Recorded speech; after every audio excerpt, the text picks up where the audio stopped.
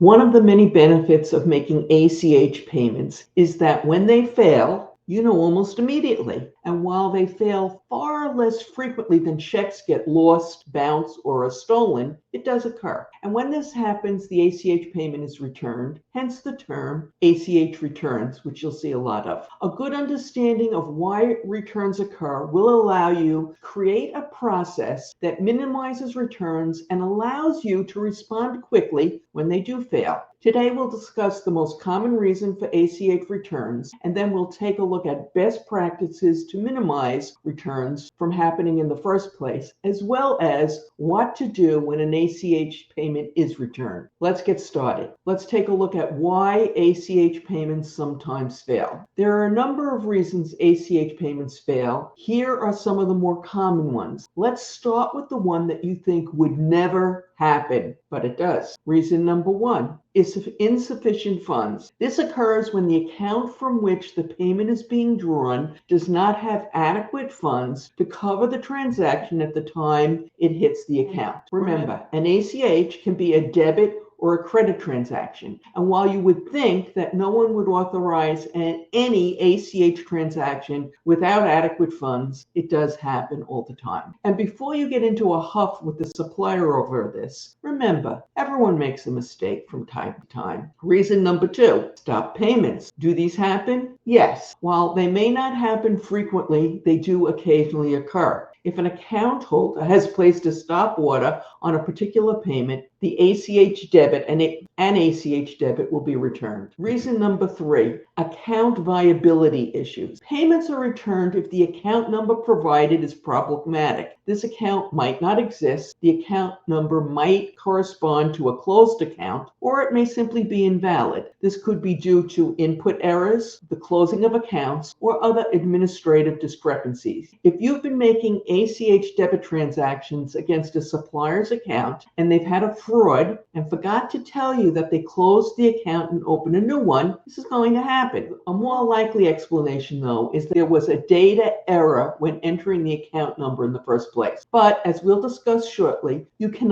completely eliminate the data entry issues. Reason number four, authorization issues. These returns happen when the originator does not have the proper authorization from the account holder to initiate the debit, or if the authorization was revoked after initially being granted. If you suspect this has happened, it might be time to get purchasing or someone from management involved in resolving this matter. Reason number five, technical issues. Simple errors can occur if the transaction was formatted incorrectly. This could mean a mismatch in payment codes or other technical errors that violate ACH rules. Along the same line, there could be an invalid ACH routing number or other banking mistake. Reason number six, compliance and legal issues. A simple example might be an account that has been frozen. This might occur because of a legal action or transactions have been halted for regulatory violations. Reason number seven, and then is fraud. If an account holder disputes a transaction as unauthorized, potentially indicating fraud or discrepancies in how the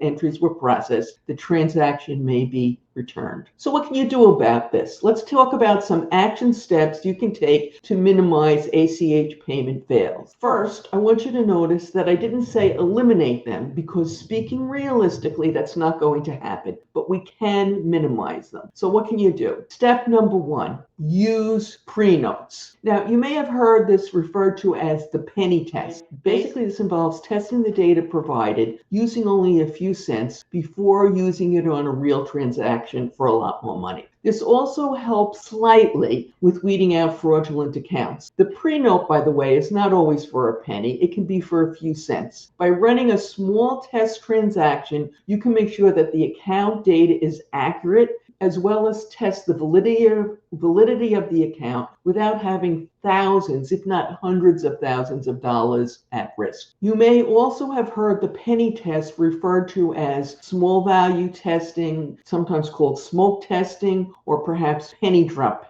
testing. And by the way, as I said, it's not always for a penny. I had one that was done on an account I was setting up. It was for 17 cents. Okay. As mentioned above, this will completely eliminate the data entry problem, as you'll uncover the issue before you make the actual real-time payment. Step number 2, use transaction descriptions. This will also help your suppliers with their cash application tasks, but that's a side benefit. By using concise transaction descriptions that accurately reflect the purpose of the payment, there is less of a chance that the payee will inadvertently reject the payment thinking it doesn't belong to them. Since you only have a limited amount of space to share this information on ACH, it is critical that you not include useless information, but rather data that will help the recipient identify what the payment is for and who it's from. Some organizations, by the way, also send an email with that written remittance advice information. Step number 3, stay current with any NACHA guideline changes. By making sure you regularly check with the latest NACHA operating rules for ACH transactions, you'll greatly reduce your chances of having a payment rejected for some simple mistake you made. Step number 4, make sure you incorporate strong fraud protection protocols. This can go a long way towards avoiding trouble on the fraud front, but it should only be part of your fraud protection regime. Maintain airtight security protocols using the latest best practices and strong internal controls throughout your ACH processing system to minimize the risk that a fraudulent transaction and hence a return. For this to work, you will need to stay on top of the latest ACH frauds and incorporate the appropriate updated fraud controls when needed. This, as you are probably painfully aware, is an ongoing challenge. Now, if you're finding this information useful, please hit the like button. And if you see one of them, the hype button. It really helps us. Plus, it lets me know that you'd like to have more information like this. Sometimes, even though you've done everything you can possibly do to make sure the payment goes through, your ACH payment still fails. So what should you do when this happens? First, don't immediately start thinking, I knew we should have paid by check. This would have never happened with a check. You're partially correct. It wouldn't have happened with a check. While check payments don't come back in a day or two, there are many, many more problems with uncashed checks, lost checks, and fraudulent checks than there are with ACH. And you usually don't find out about them until weeks later, when it is much more difficult to track down the problem and fix it. So remember that if you're tempted to go down the, oh, we should have paid by a check road. Start off by trying to figure out why the payment failed. Check the notifications for the specific reason for the failed payment. There should be a reason code which you can match against Notch's published list of reason codes. If you made a data entry mistake, fix it and resend the payment. This is the easiest situation to rectify, but if you use best practices in setting up the payment in the first place, it would not occur.